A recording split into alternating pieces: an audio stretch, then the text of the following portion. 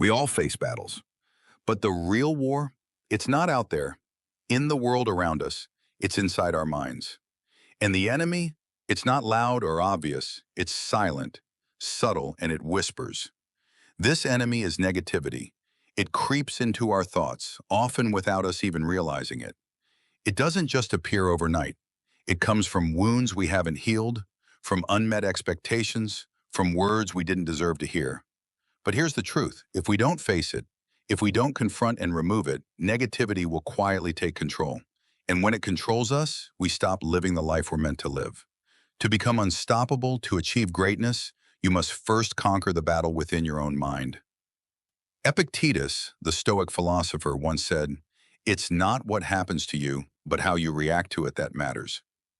It's a powerful reminder that the external world does not determine our happiness or success.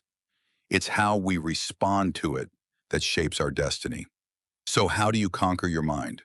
It starts with the awareness that your greatest enemy is not the world, but your own thoughts.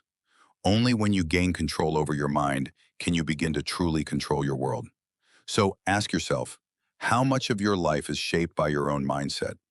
How much power are you giving to negativity? The journey to becoming unstoppable begins with this simple yet profound truth. Master your mind, and you will master the world. Let go of pain and suffering. Pain is a part of life. No one escapes it, whether it's the loss of a loved one, a broken dream, or a failure we didn't see coming. Pain is real. But here's something important. Suffering is optional.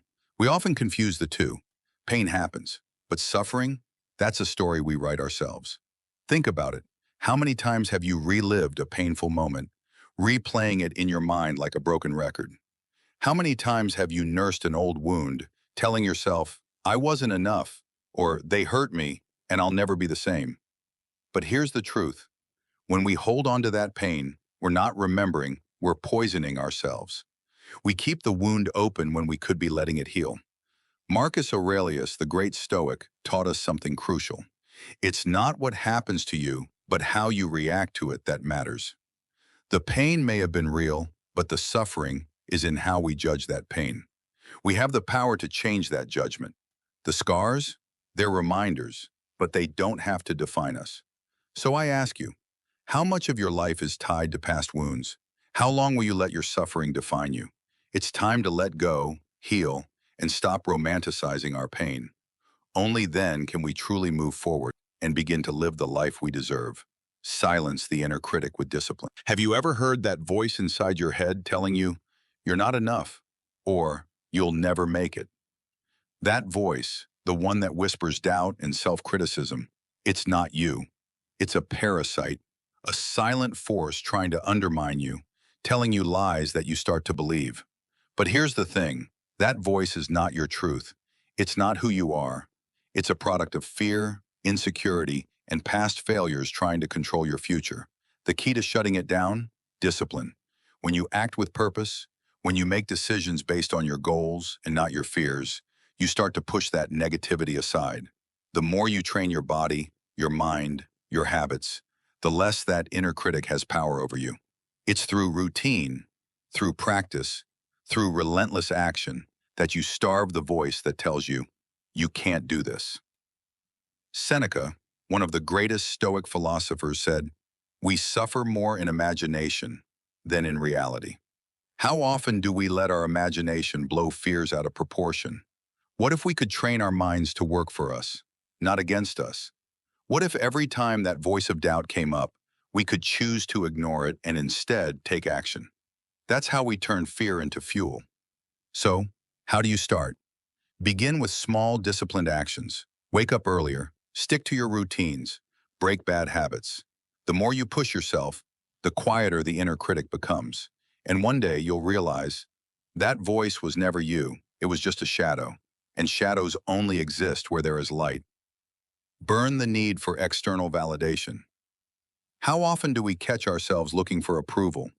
A like on social media, praise from others, or even just a nod of recognition.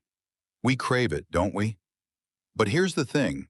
Chasing that external validation only deepens our negativity. It's a trap that keeps us stuck, constantly measuring our worth against someone else's standards. We base our success on their approval, our happiness on their praise. But the truth is, success and failure shouldn't be measured by others' opinions. They should be measured by our own actions, our own values. To become unstoppable, we must let go of the need for others' approval. We have to belong to ourselves. When you stop seeking validation from the outside world, that's when you truly begin to walk your own path. And yes, that path will often be lonely, you'll be misunderstood. But there's power in that loneliness. There's strength in forging ahead, even when no one else is cheering you on. Monius Rufus, a Stoic philosopher, said it beautifully. The man who has practiced philosophy as a cure for his own soul becomes strong enough to help others. When you heal from within, when you stop depending on external praise to validate your worth, that's when you begin to shine. You radiate strength, not because you're seeking it, but because you've learned to be whole within yourself. So ask yourself, how much of your life is spent seeking validation? What would happen if you stopped? It's time to break free. Find your own path, trust your own journey, and let go of the need for approval. When you do, you'll realize true power comes from within. Master emotions, avoid impulsive reactions. Think about the last time you felt anger rise in you, or jealousy, or bitterness. These emotions are powerful, aren't they? But here's the truth. These emotions are not signs of strength. They're signs of emotional slavery. When you let anger control you, when jealousy takes hold or bitterness settles in, you're no longer in control. You become a prisoner to your impulses. Real strength isn't about reacting in the heat of the moment. True strength is the ability to pause, to respond with reason, to act with intention. This is where the Stoic philosophy shines.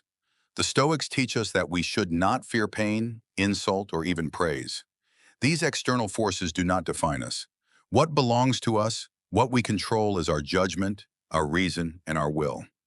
Seneca, a great Stoic philosopher, once said, "No man is more unhappy than he who never faces adversity, for he is not permitted to prove himself." Every challenge, every hardship is an opportunity, a test of your character. It's in those moments of difficulty that we have the chance to prove who we really are. And the key to passing those tests? Self-control. Sen- So I ask you, when life throws adversity your way, will you react impulsively? Or will you take a step back, breathe, and respond with reason? Because true freedom lies not in the ability to lash out, but in the ability to control your reactions. When you master your emotions, you master your life. What would it feel like to walk through life with an unshakable calm, unaffected by the opinions of others? To know that your worth isn't defined by likes, comments, or applause. That's the power of self-mastery. When we control our emotions and stop seeking external validation, we become untouchable. We no longer need to prove ourselves to the world because we've already proven ourselves to ourselves. Think about it. How often do we find ourselves chasing approval, seeking praise? The more we chase it, the more we give away our power. But when you stop seeking approval, when you stop reacting to the chaos around you, you become someone who is respected in silence. Your strength comes from within, not from the noise outside. True power lies in discipline. It's in training your mind to endure adversity without reacting impulsively, to rise above the negativity and keep your focus on what truly matters. The more you cultivate this inner strength, the more you'll find that you are in control, not just of your emotions, but of your destiny. And when you master yourself, you begin to master the world around you. So ask yourself, what kind of person do you want to be? The one controlled by every wave of emotion and every opinion?